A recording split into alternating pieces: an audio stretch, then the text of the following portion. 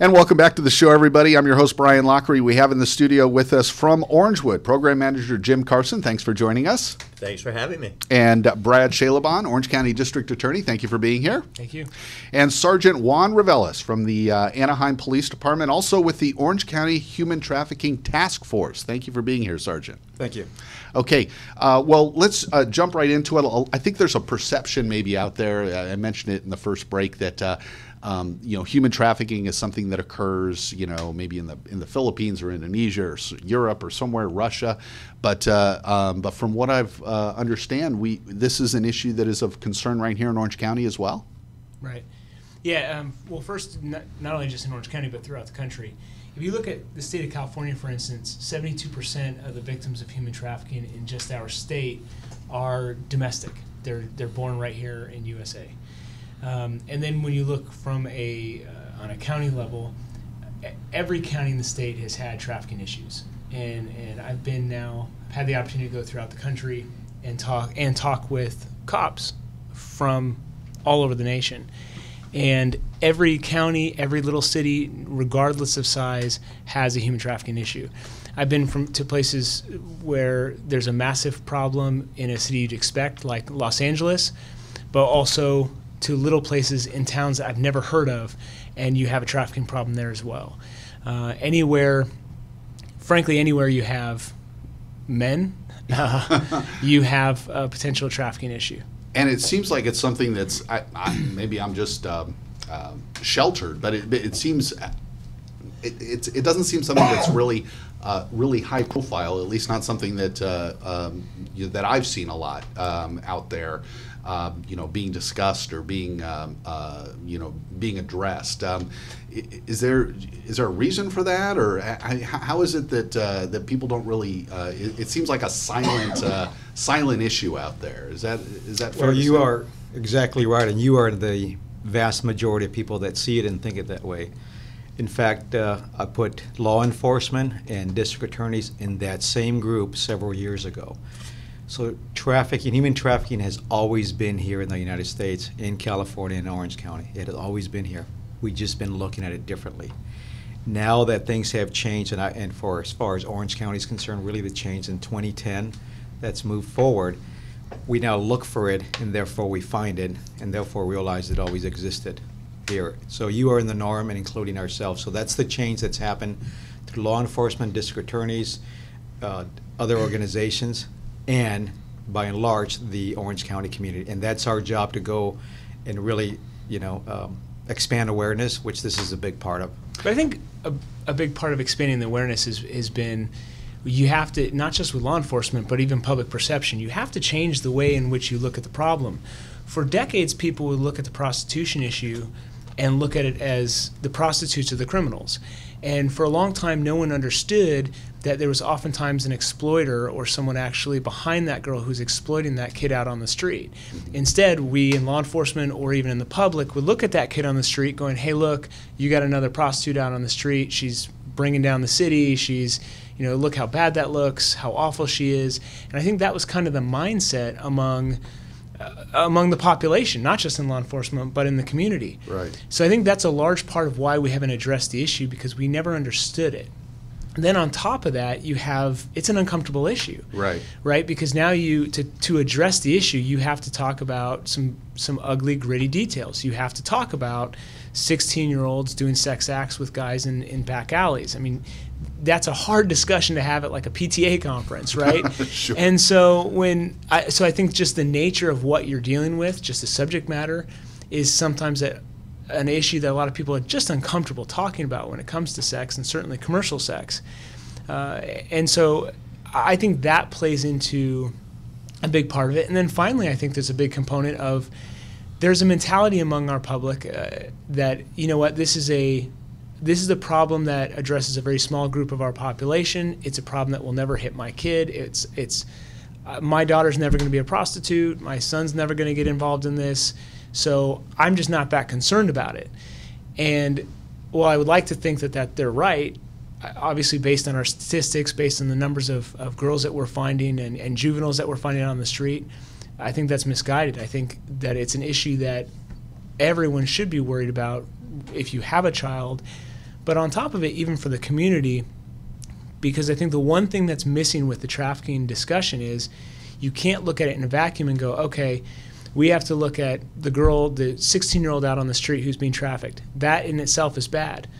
But you have to look at a bigger picture of what that brings to your community. It doesn't just bring the 16-year-old prostitute on the street. Typically, the traffickers and the pimps and the exploiters are gang members. They have violent felonies, serious felonies in their backgrounds. They are oftentimes armed with guns, knives, other weapons, etc.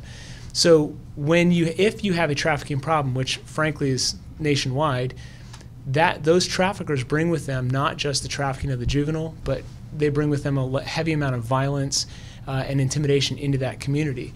And so that needs to be addressed as well. Has there been a change of the way that folks perceive of the child prostitute themselves? It used to be that they were criminals and now seen more as victims in terms of law enforcement, and how has that change occurred? Well, so it starts off with law enforcement, and then it goes to DAs, and I'd like the Jim to really add on this part, because this is the final component, a big part of what's helping us. So absolutely, with new law changes, it really doesn't make a difference to us, because here in Orange County, especially this task force and the way it's organized, the community, we've seen them as such, not only the adults, but specifically the juveniles, as actual victims. When we do that, everything changes. That is the shift that law enforcement has to go to. Because when you see them as victims, your entire mindset changes, which then dictates your operations as to who your target is. She is no longer your target, she's a victim. The target is the exploiter. You do everything that you can to get to him.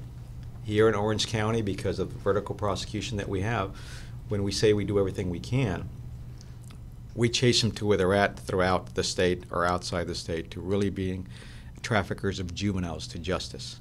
And so it does start there, but that process continues over to the district attorney's realm once we arrest them. I think it goes to address the issue of how it's changed or why it's changed. I think it's just education.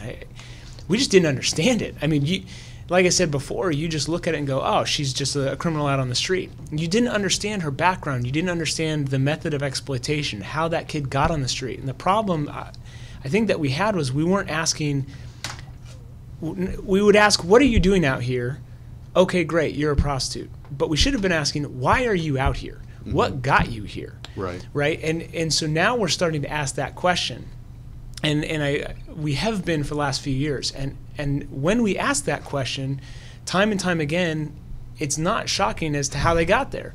You look into their backgrounds and you find out that oftentimes they're victims of sexual abuse, mental abuse, physical abuse. They have no family structure. We have failed them as a society in the group homes, in the foster system. By and large, we have let them down, and it's no shock that somehow a pimp or a trafficker has come into their life promising them the world, and now that kid's out on the street. So a big change in law enforcement has simply been in education. Okay. We are now more educated on who that girl is, what she's about, and oftentimes where she came from. And part of the reason we were able to get there is because of people like Jim Carson, who introduced us to those individuals and to those girls out there, and we started to get to know them. And I think one of the biggest benefits that we've had now is we've been able to team up with Jim and people like Jim to get to know those girls and educate ourselves on their backgrounds. Jim, tell me a little bit about Orangewood now. It's really the first line of defense, or the first safe haven that a lot of these kids see. And a lot of the kids that come to you in Orangewood are, I don't want to say broken, but kind of broken, right? They're broken. And it's just a reality. With this population, I've been working with this population for about 25 years, children and young adults. And I used to view them as prostitutes. I used to think they had a choice. No, she's working, she's making some money, whatever. So I was one of the majority. And over the years, we realized, like Juan and Brad were saying, they're victims. They're totally victims. And at Orangewood, we used to have them come into our workshops and, apply for scholarships and do all the things that we can do, not knowing that they were being trafficked. And all of us together realized they're victims for sure. Or a young lady who does a lot, or she's an advocate, and she does a lot of speaking and educating. She's 21 years old, She was sold across the street from Disneyland at 12. Oh my goodness. So that's 9 years ago, and when we drive by that hotel to this day, she kind of looks at it, and she's not the only one. And it's all over Orange County. If there's a hotel, there's a victim. Just to give people an idea in terms of statistics, 50 to 80% of sex trafficking victims in California are or once were in the foster care system. And here in Orange County over the past 10 years, there's been 400 victims of sex trafficking that have been identified, and nearly half of those have been children. And so that kind of really puts it in perspective for folks who think that this is something that maybe happens abroad or happens somewhere else. This is an issue here in Orange County. Look at it this way. Right now we have a human trafficking task force. I would say almost without fail, every time they go out, they find a victim of human trafficking. The challenge for us in law enforcement, or to show the breadth of the problem, is simply if you double the size of the police officers that worked in this field, you would double my victims and you double my defendants. Simple as that. The only shortage that we have is our ability to go out and find them. But there's no shortage of victims in this county. I mean, we don't have to go to LA or San Diego to get them. Every time we go out, we get one.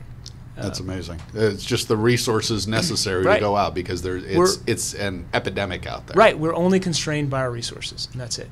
Wow. And to put it into context to Orange County, is the youngest we went across is 13 years old. Oh my God.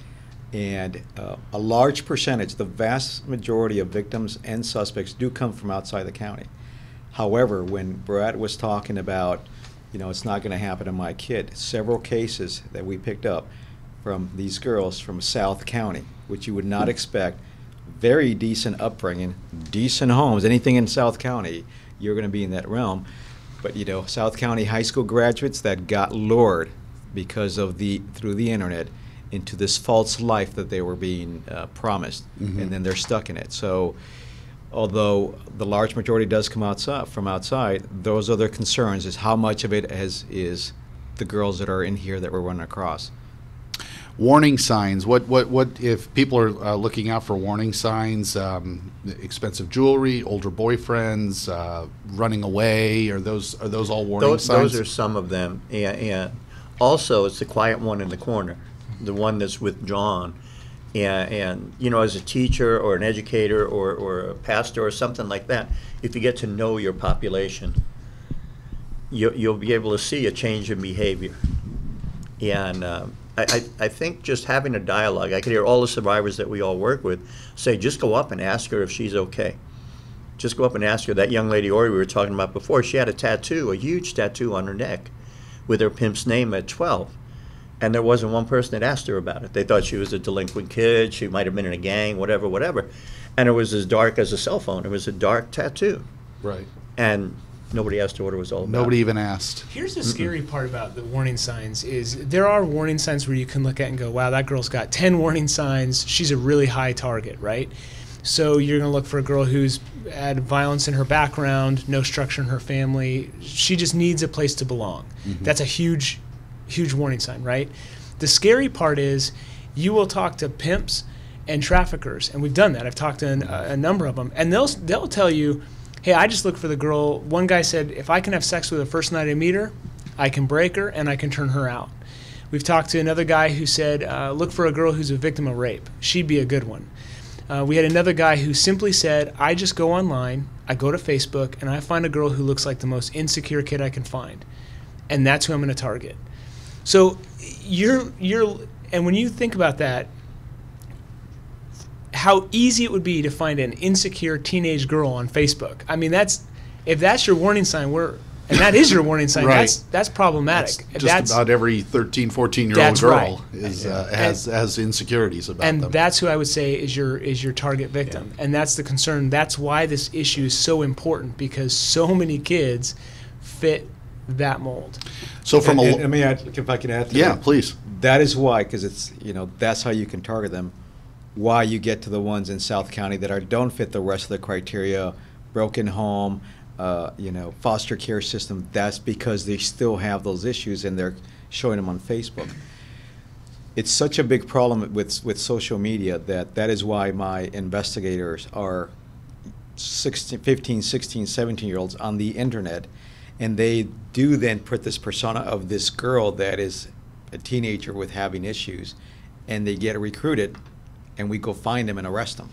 Wow. So because that's such a big problem, that is a big part of what we do for those precise reasons, because it does exist. Well, that leads us to our next question. Who are these traffickers, and who are the, for lack of a better term, the purchasers? Is there a demographic? Or is it just guys? So the purchaser's the easy question. Just men, right? I mean, like, we get that question a lot when we go talk. Everyone wants to know, like, is it rich, poor, white, black? And you're just like, guys. And then they go, yeah, but what kind of guys? You're like, yeah, guys, right? So if you're in a poor part of town, then it's going to be poor guys. If you're in a rich part of town, it's going to be rich guys. We have found when it comes to the sex purchaser, we've found no specific demographic. These girls are exploited by every race. Married, single, it doesn't young, matter. old. Doctors, lawyers, Gotcha. Yeah. unemployed, it just doesn't matter. Quick story. Okay, good one. I mean, we go on, the last things that we've done, you got from a college kid that is there with his backpack to the 65-year-old business guy that's trying still, with several $1,000s in his pocket, still trying to save $10. So that it's the spectrum from within there. But we do recognize, and I completely agree with Brad, my answer is always men. So much so that we've created a curriculum to deal with the demand side. Because, as I said, if the vast majority are coming to Orange County, demand is what's drawing them here. Mm-hmm. So apart from everything else we do, we have to address that issue. So we've created a curriculum that goes with awareness, and it's only being presented to men. I'm not doing mixed groups. Mm-hmm. Women are not the issue. Right. Right, and it's just men from everywhere. They might not think so, but they know somebody, a friend. And the curriculum is awareness, and then talk about enforcement and publicity. Okay. You tell me where you would like to stop, because those three things are coming. Mm-hmm. And I would rather spend the time and effort with awareness, because you can expand more, rather than the enforcement. And then we get to the publicity, because it's one of those minor crimes, as far as the law is concerned, misdemeanors, that can be devastating in someone's life. Right. The impact on them. And if you publicize it, then maybe that'll have a ripple effect, and people will say, I don't want to have my face on That's the hope. the Right. evening news or on the website or whatever. A quick story. One of the survivors, a friend of mine, Brian, teaches high school math at Edison. He's taught for 20 years there. Lives in Lake Forest. Mm-hmm. And he invited the survivor down, and we had dinner with he and his wife, Brandy, because he wanted the girl to come speak at his school. So we're sitting in his living room Tuesday, Wednesday night, 7 o'clock after dinner, and he goes, it really doesn't happen in South County, right?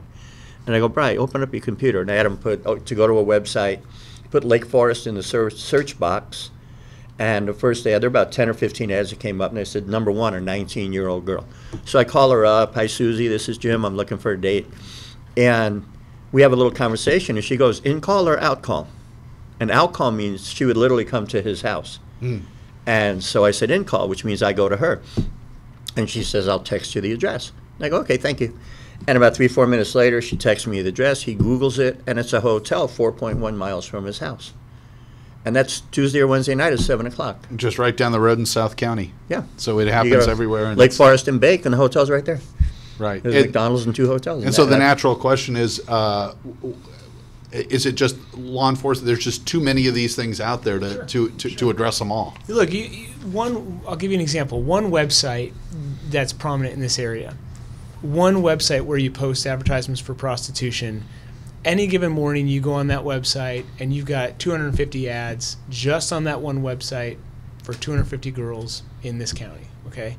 Now, you multiply that by the dozens of other websites that are also out there where you can advertise, and that's just the ones on those websites, not to mention all the girls who are working in the streets and working various other prostitution angles, whether it be in brothels or massage parlors or apartments or whatever. So to say that the problem is large is an understatement. I mean, every city that we have done an investigation in or targeted this, we've gotten traffickers. Every city. And so it's as easy as going online, typing in what you want, and you'll get it. Yeah. The problem is overwhelming, just in Orange County alone. So therefore, as a supervisor for a team that there's only so many workable hours. Right. And we stretch that to the max throughout the year. They do, believe me. we have to prioritize, and this is our priority. We've made it. If it's juveniles involved, that is absolutely our top priority. If it's children involved, because traffickers, we have several cases where they've used their children to keep them working for them as threats or coercion. Oh my God. That's also one of our top priorities. And if it's adults involved with serious injuries, guns, I mean, serious beatings, branding and stabbings, those are our three top priorities. Those three keep us busy enough as it is. But it has paid off. Mm-hmm. 2015 was the first year of this multi-agency task force, right? And so the amount we found of juveniles that we found in 2015 to 2016 is sixfold. My goodness. So that gives you an idea that the more we look for them, the more we'll find. And like Brad said, if we have 2 or 3 teams, then we'll find more. Mm-hmm. What's helping out is not just this team. Between the DA's office and what Jim is going around and myself as well, we are encouraging these other department units to do the same thing. And so therefore, Brad and them are inundated where they just keep adding, since the start of it, they just keep adding additional prosecutors to deal with this issue. So it is overwhelming, and we have to deal with it. And this is why I like these type of conversations, because it just spreads awareness more, and that you would not believe how much it helps law enforcement, prosecutors, and NGOs, that the community is aware of it and they understand it. Well, that's one thing that the Association of California Cities Orange County really prides itself in, is making sure that a lot of these issues get out to the public, particularly our elected officials, our community leaders who listen to this podcast. It's important for them to understand the issues, and this is certainly a critical and important issue that we want to make sure they understand about. And welcome back to the show, everyone. I'm your host, Brian Lockery. We have in the studio with us today, as a reminder, Jim Carson with the Orangewood Foundation, program manager there. Thank you. And Sergeant Juan Reveles, Anaheim PD, also the Orange County Human Trafficking Task Force, and Brad Shalaban, Orange County District Attorney's Office, who specializes in human trafficking and prosecuting the criminals, but not the victims, is probably the best way to put it. And I did want to bring up, of course, it's kind of been in the news lately. Our local assemblyman here, Travis Allen, wrote an op-ed saying child prostitution is now legal in California, and that comes down from the fact that the state is looking to pass a law that says that the child prostitutes or young women are victims and shouldn't be treated as criminals. And now his argument is that, if you decriminalize the child prostitution aspect of it, then it makes it more difficult for law enforcement to have these folks turn against their pimps. You guys are experts in the field on this. Where do you stand on this? I mean, as a commoner, as a bystander, as somebody on the 30,000 foot level, I can kind of see both sides of the issue. Right, and you're exactly right. You can make the argument on both sides, but here in Orange County, we've made that change years ago, which we were not arresting juveniles for prostitution, even though they are working as sex workers on the street. So that law changes nothing for us. What caused us to do as a law enforcement entity is really think of new ways to dealing with the problem without adding that extra burden on the juvenile that now she has a charge for prostitution. And guess what? You do come up with ideas. Mm-hmm. And there is other laws that allow you to take a juvenile into protective custody once you see that they are in that situation. But a structure has to be there to support law enforcement. That is one of the biggest differences that Orange County has, and I know that firsthand because, as Brad said, we go up and down the state and see where other people are at. There's a structure that must exist here, that everybody's on the same page and playing by the same rules. Mm-hmm. So the fact we do not arrest juveniles, but I still need to do something with them, means that the DA is on board with that, means that Orangewood is on board with that, means that Juvenile Hall is on board with that, means the judges are on board with that, and means that there's got to be another way that they're going to go, which is where the NGOs and the Orangewood Foundation comes in, that because I do not do that, and they're still at risk, there is a structure and a path for us to deal with the problem. Now, cities and counties that don't have this structure are going to find themselves in a way where they're like, well, I need to take care of her, and before I knew that by arresting her and getting her off the street was my only way, but what do I do now? they can contact us, and it's not really too much bragging. We've just been doing it. It's all for their. None of that matters. Is what's the best we can do for juveniles, and help out with what the structure is to assist law enforcement as they go to prosecution and then where they end up. Do you have the ability to get them off the streets if they were to say, like, let's say their pimp tells them, hey, you're 15. If a cop stops you, just tell them, hey, I'm 15, and so you can't arrest me for being here. What do you do in a situation like that? And that's the biggest concern for me and law enforcement, and everybody else, that perception is going to go out there, and then pimps and human traffickers, and that's very true, will misperceive what the intent of the law was and think that they're King's X from prosecution. Right.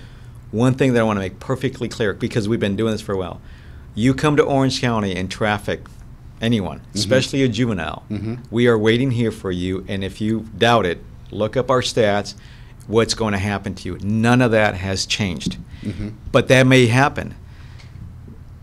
There is other laws that we can rely on that allows us to take that juvenile into protective custody, regardless of what she tells us. It's all based on who she is, what she's doing, and what risk is she in. Yeah, and the important thing is that these young women, and primarily women, I know there's probably some young men or young boys out there as well, but that they get the treatment that they need, and that they get put in a structured system that allows them to recover, because they are victims and they are survivors when it comes to this. And Jim, you see it every day. Absolutely, and from the survivor's perspective, and I've talked to a lot of the survivors since this got a lot of play, and a young lady named Lanisha, and I have permission, every first name I use I have permission to use. She has loitering with intent, prostitution, all these various things on her record, and she goes out and tries to get a job. Now she's a single mom with 2 children, and that comes up on her record. And so, the person that suffers the most is the person that's getting raped, that is the victim. And these kids, when Juan or Brad, they pull up on somebody or they're talking with somebody, these children in a typical year, if they're with a pimp, are raped 3,000-4,000 times a year. I mean, you can't even comprehend that number. You're going to hear this and go, you're going to move your head back. But they literally are raped that many times by the Johns, by all their dates. So it's not a victimless crime. And so what we've done at the Orangewood Foundation, what we did is we created a program. It's called the Lighthouse. And when you're a juvenile, you always have somewhere to go. You can go to juvenile hall, you can go to foster care, you can go to a group home and get some kind of care. When you turn 18, as the kids say, you're kicked to the curb. You're 18, you're not eligible for any of those services anymore. Good luck, you did good. Right. Technically, you're legally an adult, and yet you still have the same needs as you did when you were 17. Nothing changed from yesterday, exactly. And some of them are literally still being trafficked. So we created a program called the Lighthouse, and I'm not saying this because they're sitting next to me, but Juan and Brad and everybody was so on board, because that's the blank, that's the gap in services across the nation. You go anywhere in the nation, that's the first thing you hear. There's nowhere to help these young ladies go.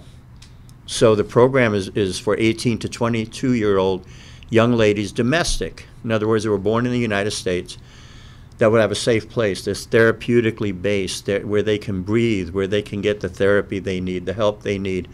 A lot of them are behind in all sorts of education and social norms and everything. I mean, they've basically been raped and beaten and humiliated for most of their teenage years. And some of them are literally going to high school while all this is happening. So they come out and you say, okay, now you're 18, let's go to college and get a job. And they can't quiet their mind for a moment. And the times, it may sound, well, it'll make total sense to you. The hardest times for them are 10, 11 o'clock at night till 3, 4, 5 in the morning, because that's their work day. That's when they're forced to go out and sell themselves. So that's when they have the terrors, the night terrors and the flashbacks and all that. So you have a child who's now a young adult. Maybe she goes to work or goes to finish high school and goes to college. She hasn't slept pretty much all night. I have 2 survivors, Nettie and Ori, that I don't think they've slept through a night. They're always waking up at some point, and they've been out of their life 3 years and 5 years, respectively. Wow. And so you provide the medical resources, the psychological care, everything else that these girls need to try and build their life back? Absolutely. And sometimes, sadly, I wish it was just, I don't know how to say this. I wish that, like, a person would come out of a cave instead of everything they've experienced, because they haven't had that life to build back. There's nothing to build back to. This is their norm. So you're starting with someone whose norm is beatings, humiliation, rapes. They've been sexually assaulted as a child. They've been on and on and on. So they don't know what normal is. They wouldn't know normal if it was sitting here on the table. That's part of the issue when you talk to both the public, police, basically anyone in this field, and you try to convey to them how to work with this population. You have to change their mindset. You have to look at it through that girl's viewpoint, and that's impossible for you to do. Which is, so I know that's hard to say, but when you talk to these girls, as Jim said, they had a different life experience. So when you come in, one of the mistakes that we made early on was we came in and we'd save the girl and we'd arrest the trafficker and, oh, I'm going to put the guy in prison for a long time, and you're proud of yourself and everyone's patting each other on the back. Oh, we saved her. And then she looks at you kind of like, okay, now what do I do? And you're like, I don't know, get a job. You're free. You open the door and think that she's where's my hug? Right. Like I just saved you, kid. Like, you're welcome. And that's, I think, the arrogance that we had in how to help this population, because you come in thinking, oh, I wear the white hat, I'm going to save this kid, put the guy in prison, everything's done, good job for me. Roll credits. Right. And the reality is that's not the reality. Your work has just begun. First, you have to figure out how to help this kid. Right. And it's not as simple as, hey, kid, go get a job. Well, guess what? She's never filled out an application. Not because she doesn't want to or because she's lazy, because she's never had the opportunity or someone to walk her through that process. Good luck with a checking account. Most of these girls have no concept of even how to set up a banking account, how to pay bills, do normal day-to-day basic skills that a lot of people take for granted. These girls, their skill set are surviving out on the street and staying alive and trying to get raped as little as possible or beaten as little as possible. That's what they're good at. So when you come in and you try to say, hey, just go out and be a normal person. That's alien to them. What does that even mean to them, right? And so that's where we have failed, where we want to, where things like the Lighthouse and organizations like that Jim works with, that's where you see we have a chance of success. But then even on the next level, the people who get involved in this field, or the public who all of a sudden listens to this podcast and says, I want to have a heart, I have a heart for this now, and I want to go help out. Everyone in this field very quickly learns you have to temper what you think success is. So as Jim's talking about, getting the girl to sleep through the night, that's a success, right? Not, oh, wow, we've succeeded because we've gotten her an apartment and a job. Forget that. I'm not worried about that. I'm worried about, can I keep her in one location for a week? Let's do that. And if she runs away again, if she's a 16-year-old who runs away again on me, hey, it was still a mini success because we planted a seed that there's a group of people here in this county who care. There are cops like Juan's crew, there are DAs, there are guys like Jim who are, we're going to wrap our arms around you, we're here for you. Okay, you told us to pound sand and you ran away. Okay, but when you come back, we're still here for you and we're not going to give up on you. If we've planted that seed, then I think in our mind, and I think Jim and Juan would agree in our mind, we have succeeded in a small step in that kid's life. Absolutely. And if you try to think beyond that and bigger than that, like I'm going to go save these kids, I think you're setting yourself up for failure. I'll give you an interesting story. It's real quick on what he just kind of talked about, the enormity of things that they don't really get. We had a case where this guy was exploiting numerous juveniles, and we knew that one of the victims had been exploited as a juvenile, but she missed her 18th birthday. She was in that, and now we have her. So in one of our meetings, the advocates brought her in, and the investigators, I mean, the lead investigators and the other ones decided that they were going to get some pizza and got her a birthday cake. So she was there to, introduce them, talk to them, people that worked on her case. They brought out the cake, sang happy birthday to her. Uh-huh. And she ran out of the room and went to the restroom just crying. That whole overwhelming thing that that we thought was going to be different. Right. Because in our mind, this is what we're trying to do for her. These are the reasons. We had great intentions. Sure. It was so overwhelming to her that somebody can have done that, and it just causes entire panic in her mind, and she ran away. So those are the things that we have learned over the years, and success looks entirely different than what I thought when I came into this unit. In 2 years, I can think of twice where we actually went into the room or found the girl. She goes, thanks, I've been waiting for you. Twice, where it just takes you back. Right. Because you expect everything else, but you understand it. Right. It doesn't bother you. You understand it, and you work within that, and you know what's in place down the road. This is my job right here. I know what's next there, and I know the biggest hurdle is over here where Jim is at. Right. To understand that. So. Yeah, because for a lot of these girls, I would imagine it's a lot of it is the devil you know, right? And so they just think, this is the world I know, this is the world I'm comfortable in.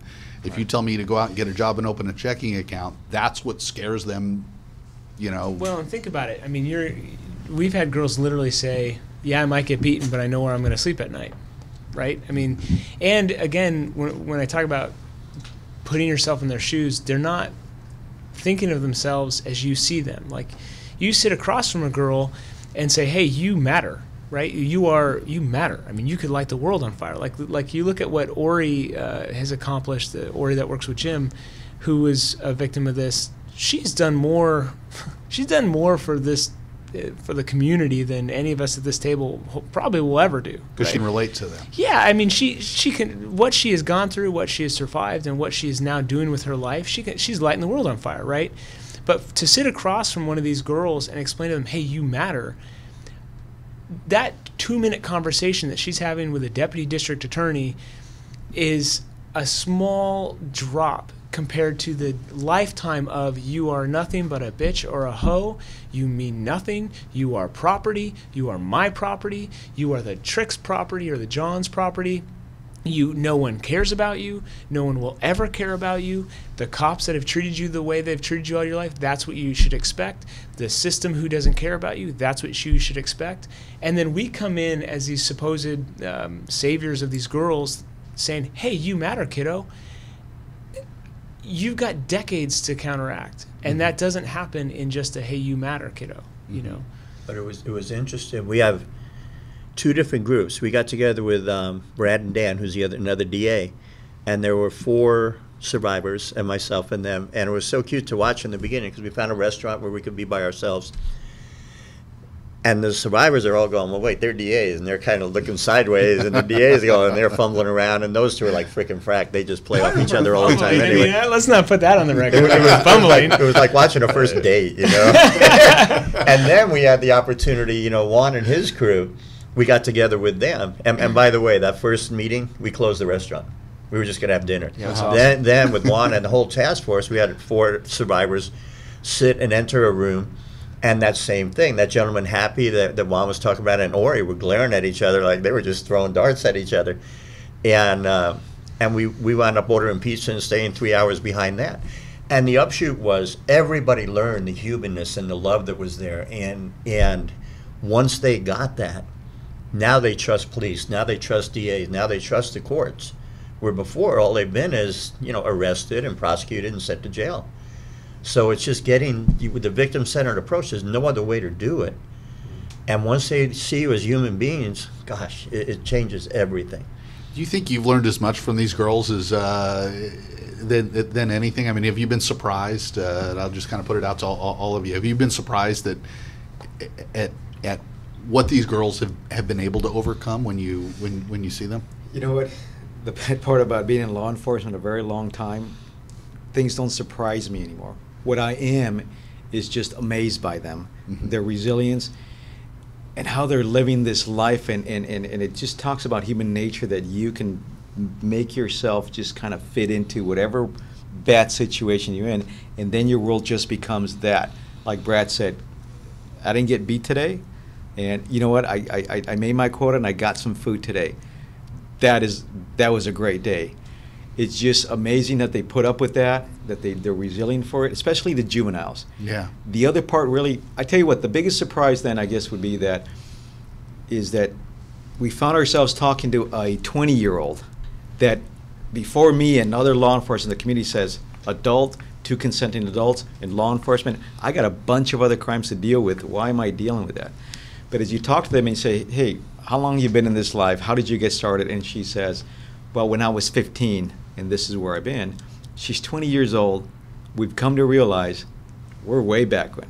She has no other life, no adult life. It's just been 8 years of this. Mm-hmm. And so when we recognize that, we do start the process of You Matter, but we created our own issue with the system, whether it's law enforcement, the DA's office, Orangewood, placement home, and that's how they see it. We are the system, and we're battling against what we created over the decades to just get to the point, to get him to Jim so they can see that there's something there. And even with Jim, they're seeing him as part of the shelter system. He's Right. got to convince him otherwise. Right. That's the battle for us. That's my big surprise, that I realized how big of a hurdle that was. But we take it squared on. Let's say the law enforcement part. We create our own bed. We got to deal with it, and that's what we do across the state. Law enforcement, change. Listen, Please change. Juan is only not surprised because he's old and he's all jaded and like I still have my youth, so like I am I surprised. did qualify my answer. And the problem with law enforcement is it's very little, because all of a sudden you're like, this is sad. I expect this. I don't. And because he's old. Old and Let's- cagey will let's always not forget overcome that. youth and Yeah. good looks, Yeah. right? Old and cagey, we got to stick together. No, you know with what? I am surprised. Look, I Look at how he sees the world. This young kids. I know. The young buck. I like the idea of holding people accountable for their crimes. I thought that this would be a great assignment to do that in. The people who commit these crimes, and this goes to your question earlier that I don't know if we ever answered, but yeah, the people who do this are violent. They have gang backgrounds. The profile of them is just almost psychopathic, right? Someone who can just do horrific things to another human being for a few bucks. I mean, that's who you're dealing with, right? But so I'm not surprised that I enjoyed that part of the prosecution of it, but I am surprised by these girls. I've learned a massive amount of just about life from them, right? About the blessings that we have, the survival skills that people have, the need for a whole population that just needs you. I think I've learned a lot more. They've benefited me more than I've done for that population, for sure. I think that surprised me. I didn't expect. I didn't expect to be like a hippie social worker like Jim over here, and I like that part of it. I just didn't think I was gonna. I just didn't think I would enjoy getting to know these kids as much as I have, and I'm certainly grateful and blessed for having been able to do it. Yeah, And Jim has really affected your life as well. Oh, right? absolutely. Yeah. It's a blessing. It's been 25 years, and these two youngsters over here, they don't know what old is. I'm turning 69 tomorrow, so that's old. Yeah, but when I find myself, sometimes I'll just shake my head, because this young lady I picked up fairly recently, we got together and we talked, and it went beyond, her time to be back to her pimp. And she was texting me and saying, I'm going to get a beating when I get back. And I find myself saying, look, cover up and just do the best you can. And that's normal. That's just their normal world. Wow. And I tell everybody, my staff, anybody, any community person, anybody, if you can meet them where they are with respect, but I mean really meet them where they are, then you have a chance of communicating with them. And for these young ladies, all these things has happened to them. If you hear Ori say, she'll do a presentation, and I never knew Norma would be having a 45 in my mouth, sleeping in my urine, being beaten, made sleep in a closet, da-da-da-da-da-da. You have to understand them, and that's where they are. And then there are these beautiful flowers that are just starting to grow. And when they have that opportunity, whether it's through the lighthouse or anywhere they can just breathe and start to grow and feel safe, they're the most amazing young women. And to this day, I still get amazed at what they do and how they help. I think it's important too, like, to point out to the elected officials who have power to do something in this field. The thing that probably most surprises me is this has been my life for the last 4 years, Jim's life for 25 years, and Juan's life for the last 3 years. And you would expect, and we've devoted a large amount of our time to this, okay? Mm-hmm. And you would expect after a while you would get less energized, right? You just kind of get apathetic almost, and because you get used to some awful stuff and you kind of just get used to it and it becomes a norm. And what I found perhaps the most surprising is I feel more excited and more passionate about this field than I did 4 years ago when I knew very little about it. And my challenge to any elected official, law enforcement, whatever, I almost, not even a challenge, I almost promise you that if you get into this, that same thing's going to happen. The more you learn about it, the more you're going to get passionate about it, because you're going to realize this is a righteous field to help in, whether it's help in the nonprofit sector or help in the support of law enforcement, which we desperately need to address this issue. You will not walk away from it going, man, I wish I didn't get involved in that. I just don't believe anyone who does get involved in it or devotes resources to it will ever walk away from this going, I wish I didn't get involved in the anti-human trafficking effort. We are the workers. We are the ones doing the work down here. I mean, and if I can bring it back to, this California cities things, it is the policymakers really that have to get it in their mind that are going to create the situations for us to do our job and what we want to do. Because it does become easier when policymakers, elected officials, understand it on board and then give you the resource and the freedom to do that. Like, the city of Anaheim has been great. The Anaheim Police Department has been great. The Orange County District Attorney's Office has been great because the people at the very top understand it, create the situation for me to do what I really love doing now, for Brad to do what he's really doing now. So in the context of this California cities, and the reason I say that is, please, the rest of California, get on board, Right. because they're coming to us from the rest of the state. My numbers, my own, just a unit, not countywide numbers, my own numbers, I'm somewhere in the 90% that they're from outside the county. Wow. That means that police, other cities, other police departments, other units start addressing this issue more because it's impacting Orange County, and we're doing the best that we can. Right, right. Well, I'm telling you, I've been doing this podcast for a long time. This is one of the most eye-opening shows that I've ever done, because I just had, I'll be honest with you, I was just blind to it. I didn't even realize that it was out there. It's like I said at the beginning of the podcast, it seems to be one of those silent crimes that go out there. And I really hope that you guys, and I know you guys are doing all you can to prosecute the animals and the criminals that are doing this to these young women. And that's really, and I'm sure a lot of times it probably feels like whack-a-mole because there's just so much out there. But boy, that just seems like that's a critical component of it as well, to make sure that these gangs and the other folks that are perpetrating these crimes against these young women are held accountable. And I know that that's something at the DA's office that's a priority for you guys. Absolutely. As well. Yeah. And if you want to help out, you want to learn more, we talked a little bit about that earlier. There is a website, theorangewoodfoundation.org.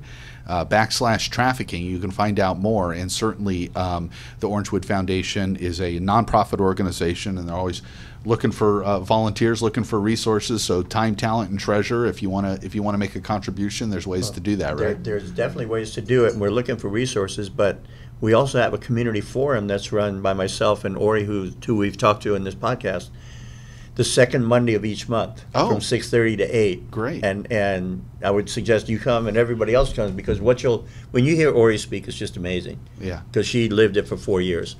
And from there you can get an idea how you can help, what's out there, all that kind of stuff. And anything with the Lighthouse, we just need help with career opportunities, with things like we've talked about. These young ladies, they don't start from zero, they're starting from -20. Right. And they have to get to zero, and then what do they do? Right. So the more, and just spread awareness, please. Spread awareness everywhere. Bring your friends to come here, all these different things. Just learn, educate yourself, and they'll be as amazed as you are today. They'll just be shocked. So if you want to learn more, go to the orangewoodfoundation.org, and you can find out about those events that you hold, and please attend the events and learn more, learn how you can get involved, and make your friends and family aware. I know we have thousands of people that listen to this podcast, and so if you can do a little bit and you can tell your friends and family about it, maybe we can start to make a real difference here in Orange County. So I want to thank all of you, Juan Reveles from the Anaheim PD, Brad Chalobin from the Orange County District Attorney's Office, and Jim Carson, of course, from Orangewood Foundation. Thank you all for being here today. I really appreciate it.